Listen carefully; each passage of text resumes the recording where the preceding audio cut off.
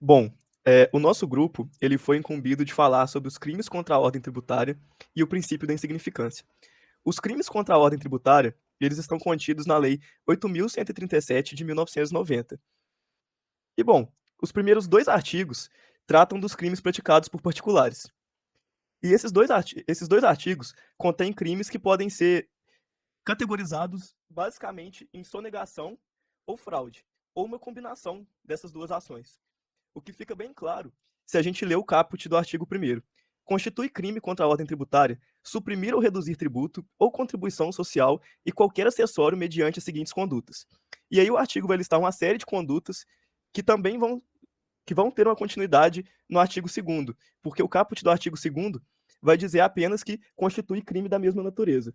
Ou seja, esses dois artigos eles vão ter uma relação complementar um ao outro. E eles vão ter uma mudança basicamente nas penas, que vai ser tratado pelo meu colega Lucas. Da parte das penas e das multas, nós vamos ter na pena do artigo 1º, reclusão de 2 a 5 anos mais multa, e no artigo 2º, pena de detenção de 6 meses a 2 anos e multa também. Com relação à súmula vinculante 24, ela vai ter como incidência o artigo 1º, mais especificamente no inciso 1 até 5, e ela vai dizer que não se tipifica crime material contra a ordem tributária antes do lançamento definitivo do tributo. Ou seja, enquanto não houver o lançamento do tributo, efetivamente, qualquer alteração que seja feita em relação à informação do tributo, que possa inferir em valor ou benefício, não vai ser tipificada. Então, agora eu vou fazer uma análise dos artigos 1º e 2º, tendo em vista que, apesar de algumas pequenas diferenças, eles são muito parecidos, então dá para fazer uma análise geral de ambos. Em primeiro momento, a gente tem que a objetividade jurídica, né, dos artigos, ou seja, o bem jurídico protegido, é o erário em geral.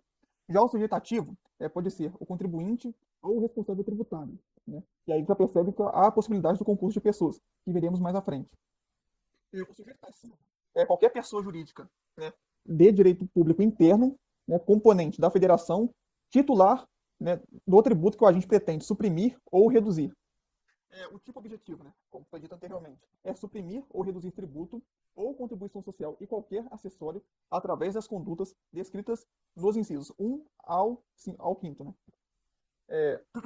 O tipo subjetivo exige o dolo, né? Ou seja, ele tem que querer suprimir ou reduzir o tributo. O crime consuma-se com a efetiva supressão ou redução do tributo. É claro que há algumas exceções, mas no geral é isso. Ou seja, é um crime material. E aí, como eu tinha dito anteriormente, há a possibilidade, sim, do crime de sonegação fiscal ser praticado por mais de duas pessoas, né? Desde que ambos tenham interesse de praticar o ato. Então, ambos têm que ter o dolo.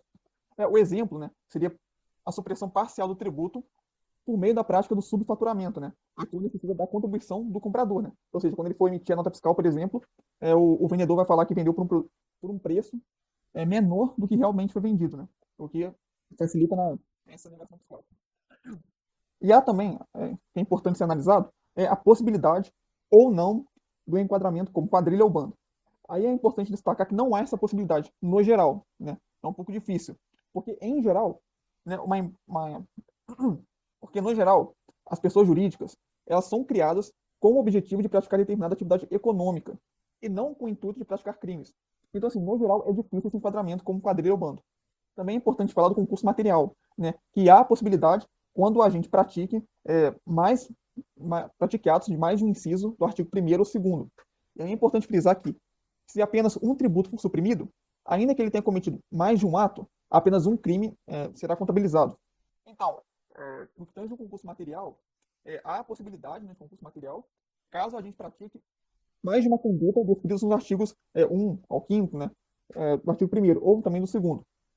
Contudo, se ele suprimir apenas um tributo, será apenas um crime, né, que foi cometido, independente de quantas atitudes o agente cometeu.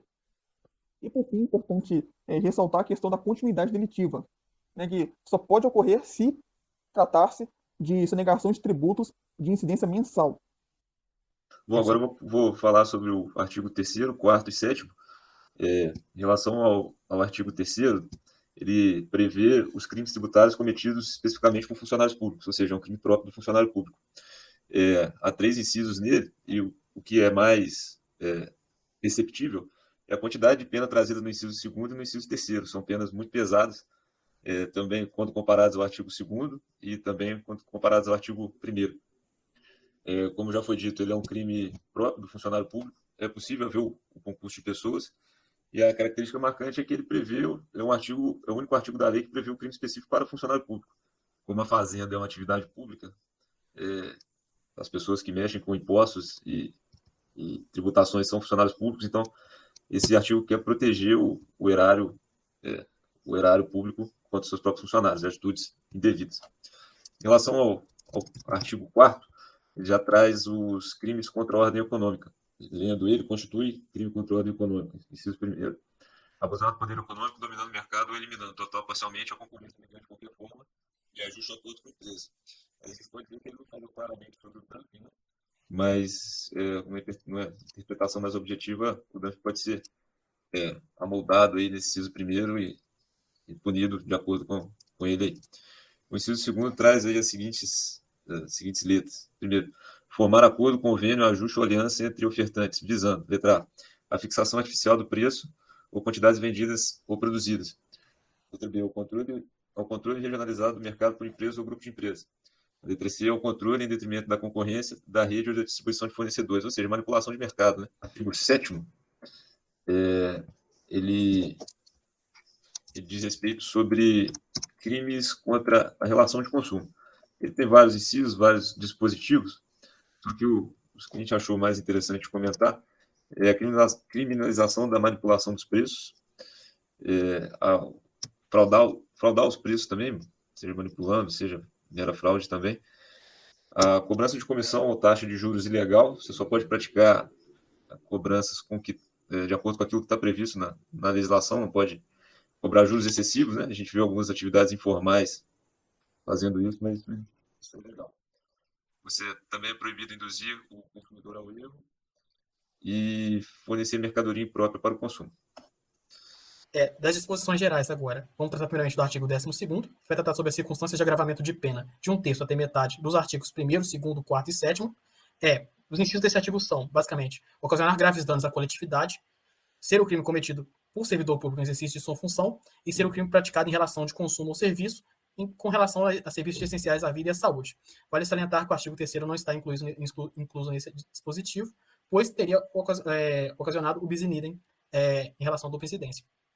O artigo 15º, ele trabalhará a questão da ação penal desses tipos, que vai ser, no caso, a ação penal pública, e o artigo 17º vai trazer a competência do Departamento Nacional de Abastecimento e Preços de confiscar e desapropriar de estoques a fim de evitar crise de mercado e outros problemas financeiros em relação nacional e internacional. Bom, quanto ao princípio da insignificância, inicialmente faz-se importante definir qual que é o bem jurídico tutelado pelos crimes contra a ordem tributária, como foi posto brevemente pelo Rafael.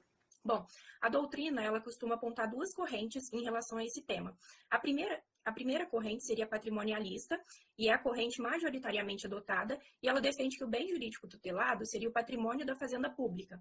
Já a corrente funcionalista, ela vai sustentar que o bem jurídico tutelado seria a relação com a função que o tributo exerce em uma determinada sociedade, como, por exemplo, o custeio de prestações sociais.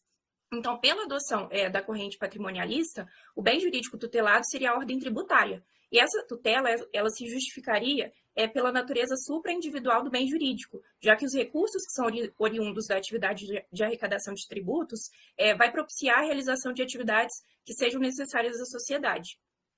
Bom, voltando-nos mais especificamente para o princípio da insignificância, eu vou me utilizar da conceituação do César Roberto Bittencourt, e ele fala que esse princípio ele aponta para a necessidade de uma proporcionalidade entre a gravidade da conduta e a drasticidade da intervenção estatal, tendo em vista que determinadas condutas elas vão se amoldar a determinados tipos penais, mas elas não apresentam nenhuma relevância material. Por isso, a asserção de que o tipo ele não deve ser considerado apenas em seu aspecto formal, mas principalmente em seu conteúdo material. Então, de acordo com esse princípio, o direito penal ele não deve se ocupar de condutas cujo resultado não apresente uma lesão significativa, seja para o titular do bem jurídico, seja para a ordem social como um todo, como nos crimes ora analisados.